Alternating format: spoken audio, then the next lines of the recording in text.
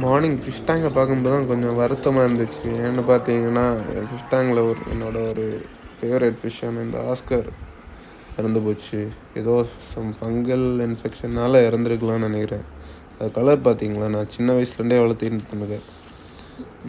இப்படி இந்த ஃபிஷ் இந்த குழியில் வைக்கும்போது ரொம்ப வருத்தமாக இருக்குது. ஓகே, என்ன பண்ணுறது.